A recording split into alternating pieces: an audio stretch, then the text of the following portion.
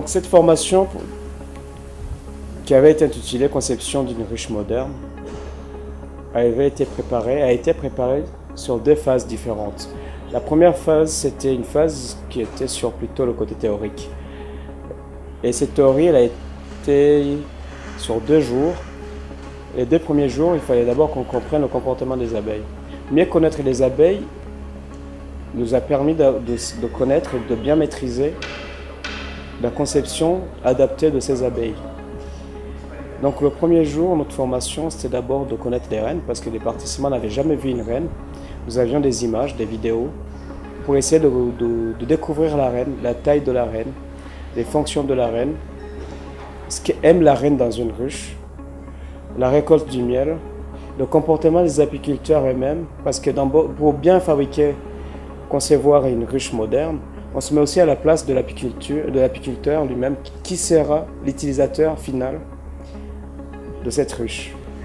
Dans cette phase même de la théorie, il fallait qu'on travaille sur le choix même du matériel dans la conception d'une ruche moderne en respectant les normes. Parce que mine de rien, on peut fabriquer quelque chose qui ressemble à une ruche, mais tant qu'on n'a pas respecté les normes et aussi le matériel bien choisi, ça ne sera pas vraiment une ruche parce que les abeilles ne pourront jamais s'adapter et rester dans cette ruche-là.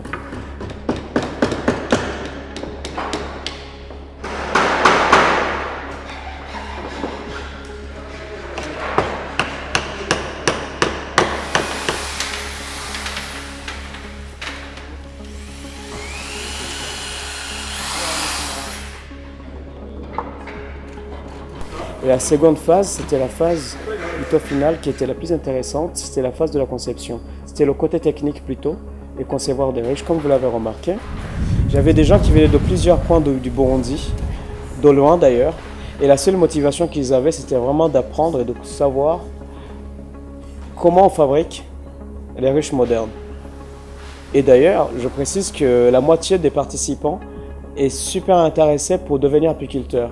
Donc j'imagine bien qu'un menuisier qui fabrique une ruche et qui veut devenir apiculteur, ce sera le meilleur parce qu'il va lui-même, il connaîtra bien les abeilles, en même temps il va savoir comment concevoir sa ruche en respectant toutes les normes sans pression.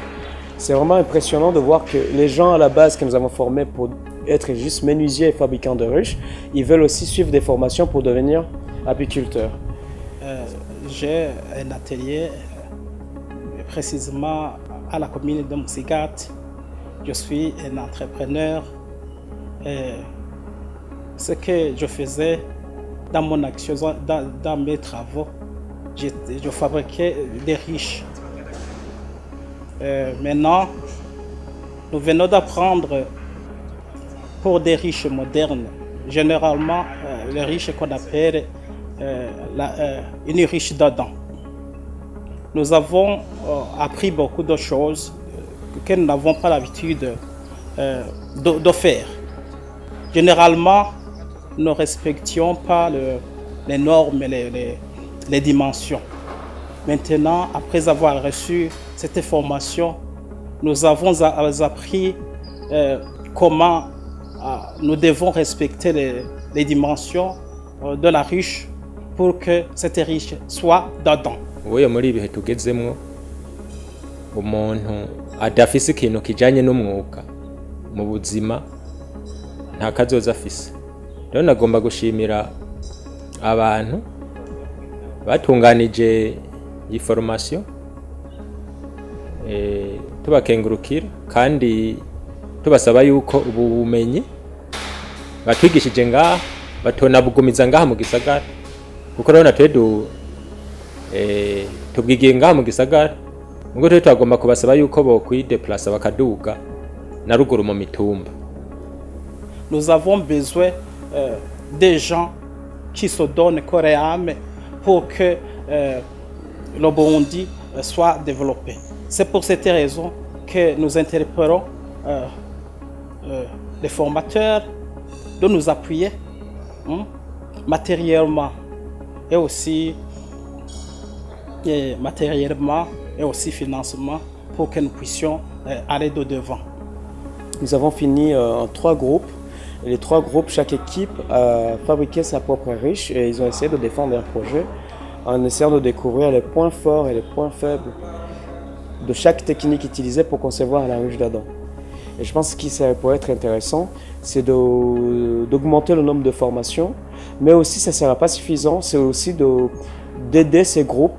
Moi, ce qui me ferait plaisir, c'est de participer dans la mise en place d'un programme pour essayer d'aider ces gens-là à concevoir beaucoup de ruches, parce qu'apprendre à les fabriquer, c'est bien, mais aussi apprendre aussi à les vendre, à les faire acheter ou à les fabriquer, c'est aussi mieux. Donc je pense que la suite logique après cette formation, ça serait de trouver des marchés ou aussi d'aller voir des apiculteurs qui utilisent encore des ruches plutôt traditionnelles, d'essayer de leur expliquer le bienfait et les avantages de ces ruches que nous fabriquons, que nous avons appris à fabriquer en tout cas aujourd'hui, pour qu'ils puissent remplacer les vieilles ruches par les nouvelles, et ça pourrait plus ou moins augmenter les conditions de vie des fabricants de ruches, mais aussi voir des apiculteurs, parce que la ruche, on l'a choisie parce que la ruche d'Adam, l'avantage, c'est qu'elle participe à l'augmentation des abeilles, mais aussi à la production du miel.